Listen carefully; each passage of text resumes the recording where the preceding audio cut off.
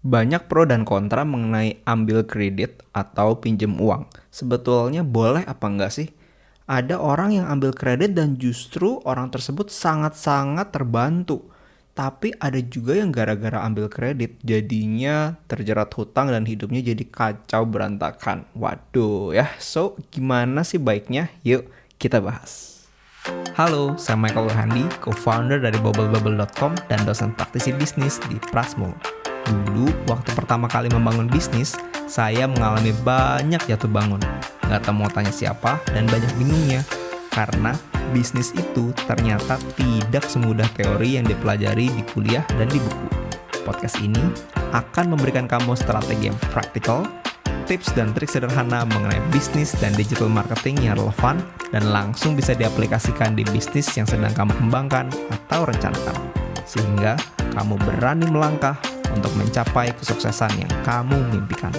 Kalau kamu ingin membangun bisnis yang bukan hanya sesuai dengan passion kamu, tapi juga bisa memberikan positive impact ke banyak orang, kamu berada di channel yang tepat.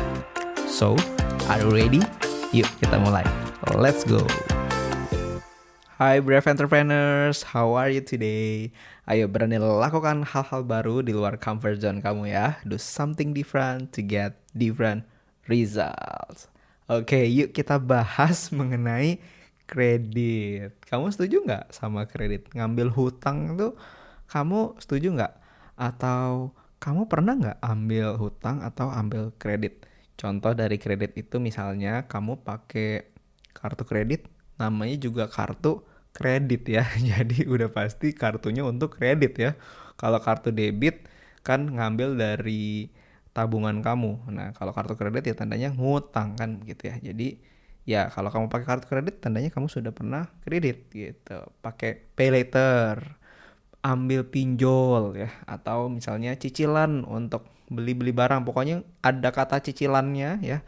Baik itu cicilan buat beli gadget atau mungkin cicilan beli motor, mobil atau yang lainnya lah ya. Intinya ada cicilannya itu masuknya kredit. Nah, kamu pernah nggak? Ya, bisa iya, bisa enggak, tergantung di mana fase kehidupan kamu sekarang ya. Nah, tapi saya pingin memberikan insight ya buat kamu mengenai kredit itu seperti apa. Jadi kredit itu pada dasarnya dibagi menjadi dua. Ada kredit konsumtif dan juga ada kredit produktif. Kita bahas yang pertama dulu, kredit konsumtif ya. Jadi kredit atau ngutang yang konsumtif ini itu ya sudah jelas karena namanya konsumtif. Jadi memang kreditnya ini atau ngutangnya dipakai untuk membeli barang-barang konsumtif atau barang-barang yang untuk dinikmati atau untuk dipakai sendiri. Pada dasarnya kredit konsumtif ini sebetulnya kurang sehat. Kenapa? Karena namanya kredit itu pasti kita bayar bunga ya. Kita bayar bunga. Masalahnya adalah begini, kita bayar bunga untuk sesuatu yang sifatnya konsumtif gitu. Jadi dari sisi financial planning atau bagaimana kita mengatur keuangan pribadi kita itu bukanlah hal yang sehat. Membayar bunga untuk hal yang konsumtif gitu. Jadi prinsipnya sih sebetulnya dari sisi financial planning yang baik adalah begini. Kalau belum mampu beli ya udah jangan belagu ya. Jangan maksa pingin kelihatan mampu padahal belum ya. Akhirnya kredit itu jadi bumerang karena pengen beli barang yang gak mampu dibeli, dicicilnya panjang, dan ini adalah awal dari hal apa ya, dari cara hidup konsumtif yang menurut saya kurang sehat ya. Ini kan keajaiban yang banyak terjadi ya. Misalnya begini, gaji 5 juta tapi bisa punya handphone 15 juta. Gimana coba ceritanya? Kayak it doesn't add up ya kan? Dan ini kan banyak. Mungkin kamu atau teman kamu atau orang yang ada di sekitar kamu mengalami hal ini, dan menurut saya ini hal yang banyak terjadi. Walaupun banyak terjadi, belum tentu itu benar loh ya. Belum tentu itu benar. Kalau banyak orang lakukan, belum tentu berarti itu hal yang benar loh ya. Jadi modelnya kan jadinya cicil ya. Misalnya dicicilnya semampunya berapa, dicicilnya panjang atau sepanjang mungkin ya. Misalnya 12 bulan, ada yang 24 bulan, ada yang 36 bulan, 3 tahun ya, tergantung kemampuan, tergantung preferensi gitu. Dan ingat tadi saya sempat mention kredit itu ada bunganya loh. Jadi ini adalah hal yang tidak sehat sebetulnya. Saya punya teman pegang dealer motor, dia tuh bilang gini, kalau jualan motor tuh lebih suka sebetulnya yang kredit. Kenapa? Karena cuannya untungnya lebih gede gitu. Karena kredit itu kalau misalnya ya misalnya kalau tadi saya kasih contoh motor ya, itu tuh kalau misalnya kamu ambil kredit motor dan kamu kreditnya itu misalnya pakai DP-nya yang 0% ya, mungkin nggak nyampe 0% lah, tapi DP-nya kecil banget deh ya, misalnya motor 20 juta ya. Kemudian kamu DP-nya cuma 500.000 atau 1 juta, terus 19 jutanya kamu kreditin nih ya. Kemudian kamu bayar dengan tempo yang misalnya paling panjang yang kamu rasa jadi ringan ya. Misalnya temponya 4 tahun gitu atau 5 tahun. Coba ya, kamu hitung ya. Nanti kamu bisa recheck ya, kalau kamu pas lagi ke, ini contoh aja, ini contoh yang kamu bisa compare ya. Kamu misalnya ke dealer motor atau ke dealer mobil juga sama aja. Itu kan biasa tuh dia suka kasih flyer-flyer yang kayak ngasih tahu nih, misalnya DP-nya cuma berapa, terus cicilannya cuma berapa gitu ya. Nah, coba kamu hitung deh. Coba kamu hitung, kalau beli harganya cash berapa, misalnya contoh dalam case yang tadi saya kasih, misalnya belinya 20 juta, kalau cash tuh harganya 20 juta. Kalau kredit, kamu hitung berapa cicilannya dikali berapa kali, misalnya berapa tahun gitu ya. Misalnya 48 kali ya, 4 tahun gitu ya, 12 kali 4 ditambah DP-nya ya. Kamu hitung, kamu compare ya. Kamu compare perbedaan itu, kalau kamu coba hitung pasti kamu kaget deh ya. Misalnya kamu beli motor 20 juta kalau kamu bayar cash. Kalau kamu bayar kredit misalnya tenornya yang paling panjang, itu tuh bisa hampir 20 kali, 2 kali lipat maksudnya. Hampir 2 kali lipat. Jadi kalau beli cash misalnya 20 juta, kalau kamu belinya kredit, itu kalau di total semua cicilannya, itu bisa 30-an juta, bisa sampai 35 juta tergantung bunga bank saat itu berapa ya, dan juga tergantung tenornya. Makin panjang tenornya makin mahal ya. Jadi bisa hampir 2 kali lipat. Jadi gede banget ya, gede banget bunganya itu. Dan ya salah satu bisnis model yang menguntungkan itu kan emang adalah bisnis kredit ya, karena ya memang bunganya gede. Kelihatannya cicilannya kecil dan kelihatannya bunganya mungkin kecil, tapi kalau dihitung-hitung di total itu bunganya tuh jadinya tuh gede. Nah, jadi jangan sampai kita terjebak. Dan bunga yang kita bayar itu, misalnya ya kamu cicil motor sekarang nih ya, kamu beli motor sekarang maksud saya, terus kamu cicil, misalnya kamu cicil 4 tahun, sekarang kamu happy ya, dan terus kamu bayarin kan, udah di tahun ketiga motornya mau udah baret-baret gitu ya, mungkin udah ada bermasalah kenapa, tapi kamu masih bayarin cicilannya, masih painful bayarin, belum lunas even motornya. Jadi kan itu sesuatu yang saya bisa bilang ya sebetulnya kurang sehat ya kalau kamu lakukan itu. Ada beberapa pengecualian, tenang aja kalau kamu udah mulai komplain, nggak bisa gitu dong, tapi kan tenang ya, saya akan address hal itu, tenang aja, don't worry ya.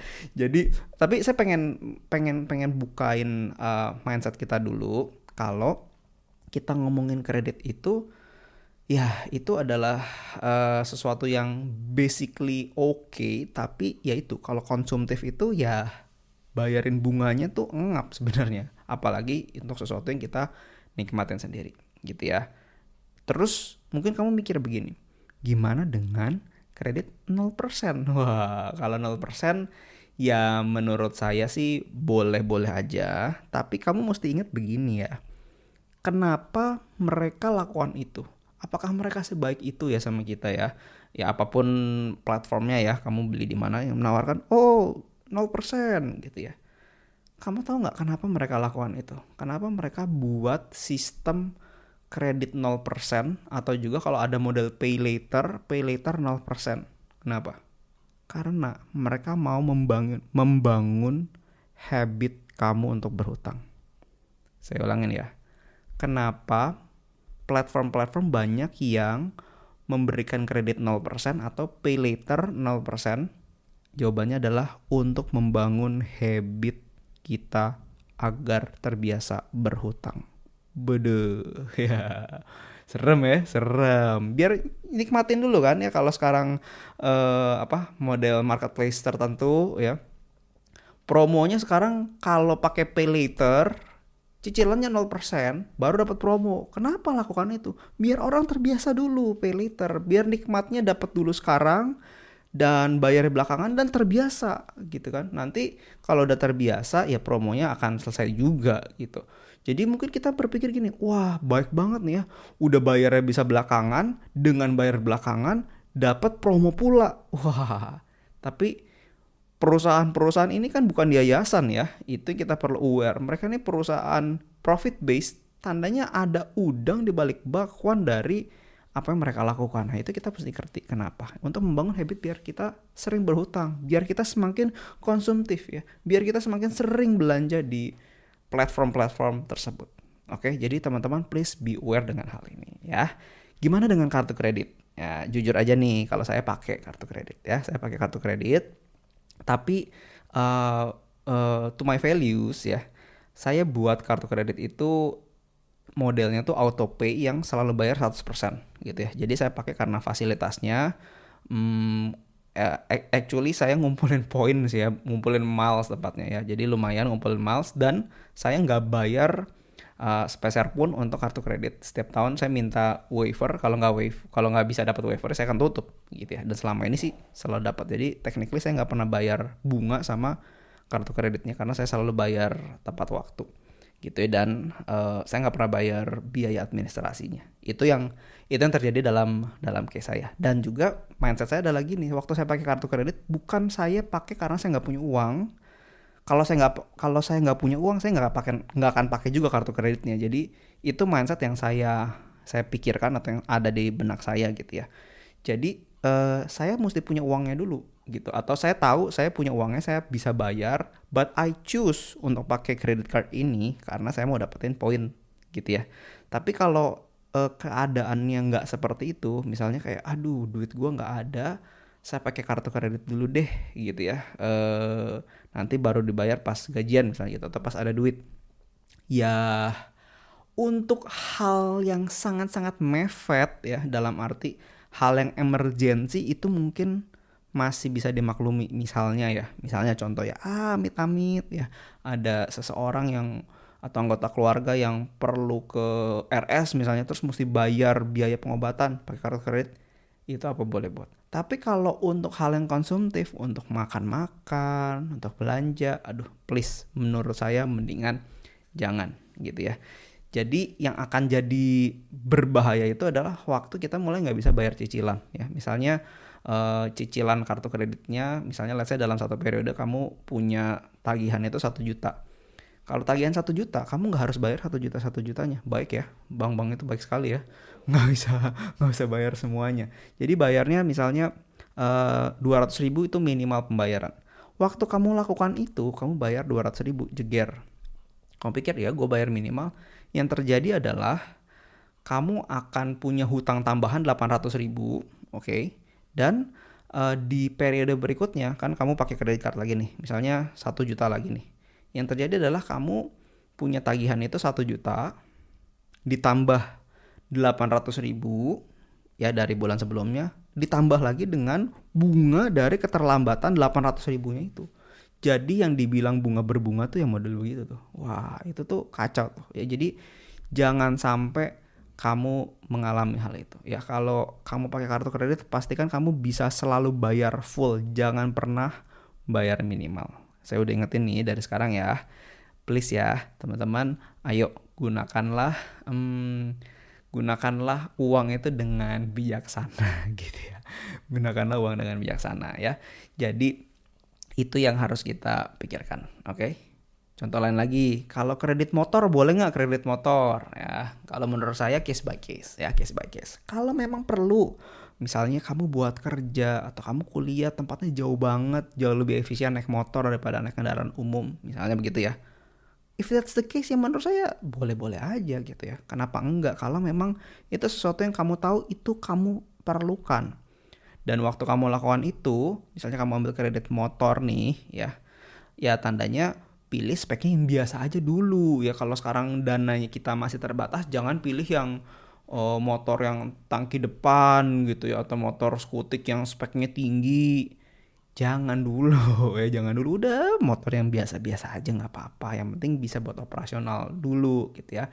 Terus cari yang cicilannya sependek mungkin, dalam arti seberapa mampu kamu bayar, itu yang kamu ambilnya tuh semaksimal yang kamu bisa ya. Jadi itu yang kamu perlu pikirkan, biar bunganya nggak terlalu banyak gitu ya, biar kamu nggak terlalu banyak bayar bunga ya. Tapi kalau case-nya itu kamu beli motor karena pengen gaya aja gitu ya, sebetulnya nggak butuh-butuh amat, tapi teman-teman pada naik motor semua gitu ya dan suka jalan-jalan, gua nanti nggak ini dong, nggak gaul dong, jadi gue beli. Nah itu menurut saya jangan, kalau belum mampu. Kalau kamu mampu, anak sultan ya, atau kamu emang sultan, go ahead, boleh-boleh aja. Tapi kalau ya itu, kalau nggak mampu atau saat ini belum mampu, menurut saya bijaksanalah, mendingan jangan dulu, nggak apa-apa.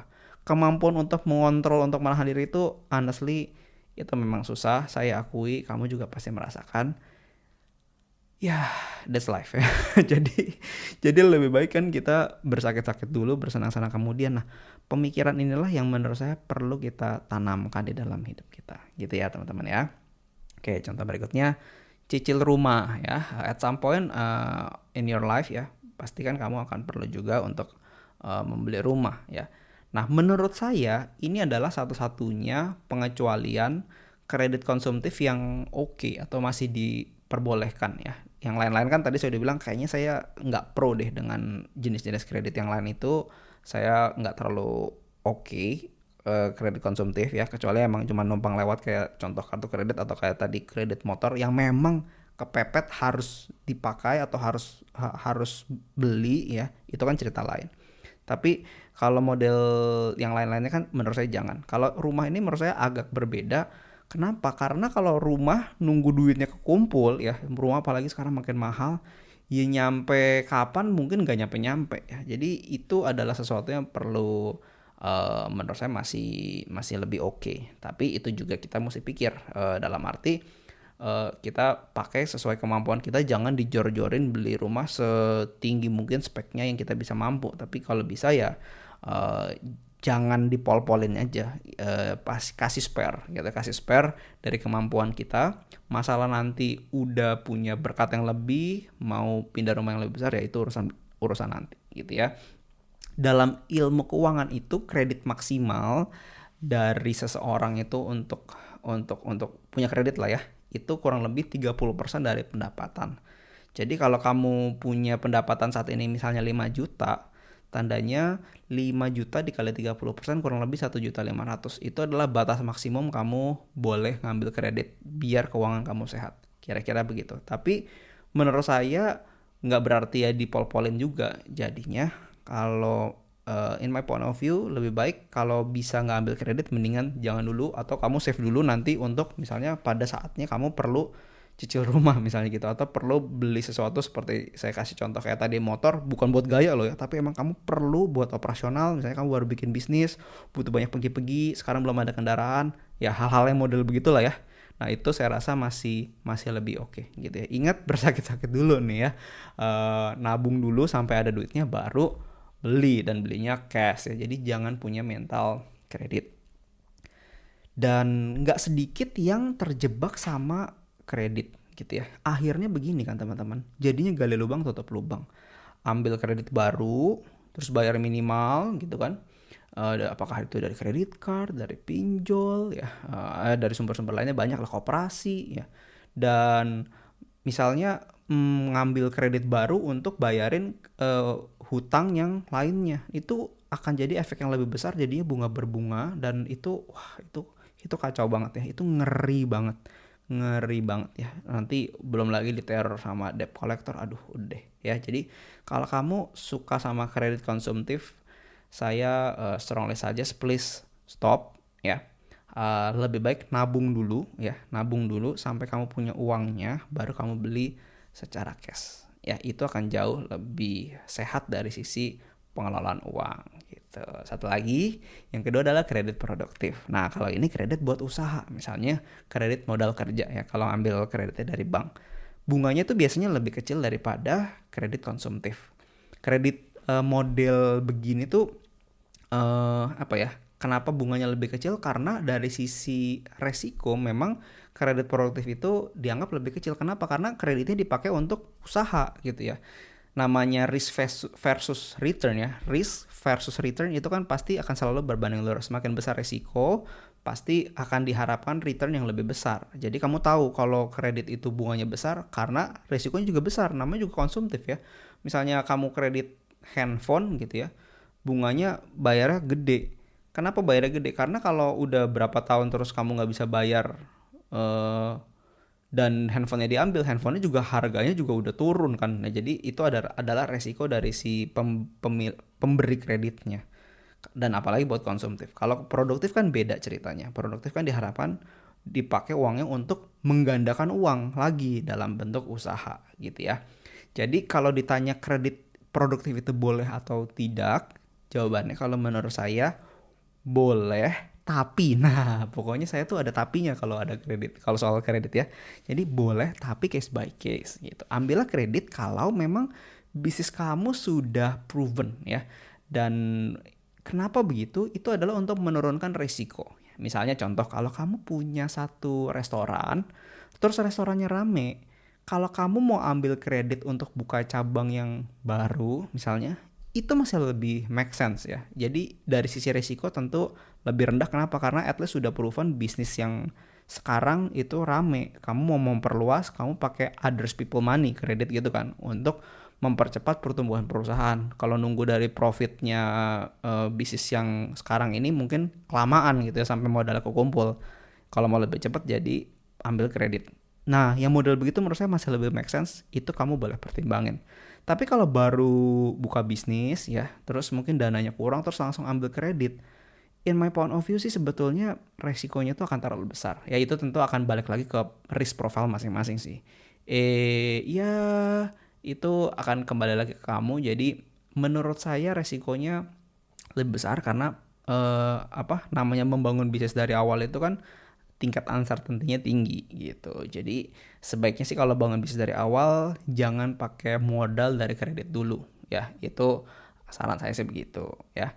Dan kamu perlu hitung juga antara bunga kreditnya dengan profitnya atau potensi profitnya. Karena kan kita harus bayar pokok kreditnya itu dan bunganya ya. Nah itu perlu kita bandingin sama potensi income karena waktu kita ambil kredit itu kita mesti lihat nih make sense gak nih ya kalau kita ambil kredit terus bayar bunganya berapa, bayar pokoknya berapa dengan kita punya potensi income nih kira-kira bisa omset berapa dan bisa dapat income-nya tuh berapa besar. Dan hitungannya jangan yang terlalu optimis banget ya. Jadi kalau meleset masih ada spare-nya gitu ya. Karena kenapa? Kalau meleset itu kan mesti bayar denda ya, denda bunga dan itu jadi lebih mahal ya. Worst case itu malah agunan atau jaminan bisa diambil. Nah, jadi itu adalah hal yang kita perlu pertimbangkan ya. Jadi ada kredit produktif, ada kredit konsumtif. Ya ini semuanya akan balik lagi ke pilihan kamu. Oke, so itu ya pertimbangan kredit.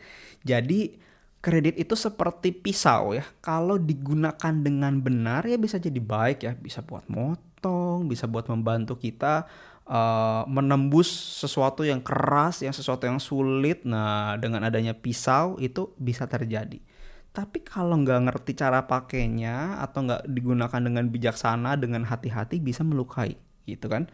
Nah pertanyaannya adalah begini kan, kalau kamu dengan kredit itu kamu sudah bisa gunakan belum dengan bertanggung jawab? Contohnya yaitu misalnya kredit barang konsumtif demi ngejar gaya hidup padahal mungkin belum mampu. Itu sebetulnya adalah tanda kalau seseorang tuh belum bisa bertanggung jawab dalam mengelola uangnya. Nah kalau modelnya begitu mendingan jauh-jauh aja dari kredit karena itu bisa berbahaya buat masa depan kita. Tapi kalau ngelola uang itu sudah benar, udah bisa ngelola dengan baik, pengendalian diri udah ada gitu ya, udah lebih bisa kontrol mana yang kebutuhan, mana yang keinginan gitu ya. Terus kalau punya bisnis juga udah lebih terbukti, bisnisnya udah tahu nih sejarahnya gimana, ada historinya dan oke, mau dikembangin lagi, mau ambil kredit ya itu bisa jadi sesuatu yang baik ya. Jadi ngomongin kredit itu pilihannya ada di tangan kamu, gunakanlah dengan bijaksana. Oke? Hehe. Ya, terima kasih teman-teman sudah mendengarkan. Semoga podcast hari ini bermanfaat ya. Kalau tidak keberatan, support podcast ini dengan memberikan rating bintang 5 dan berikan komen hal penting apa atau hal apa yang kamu dapatkan dari episode ini. Ini akan membantu podcast ini untuk bisa menjangkau teman-teman lain yang membutuhkan. Kamu ada nggak temen yang suka banget ambil kredit ya? Nah, please share episode ini agar dia tuh tahu gimana caranya mengambil kredit atau point of view dari kredit itu seperti apa, boleh atau enggaknya kan kamu udah dengerin nih ya. Please share biar dia juga bisa mendapatkan manfaat yang sama. Yuk, berani melangkah untuk bisa mencapai kesuksesan yang kamu mimpikan. Sampai ketemu di episode selanjutnya ya. For now, take care.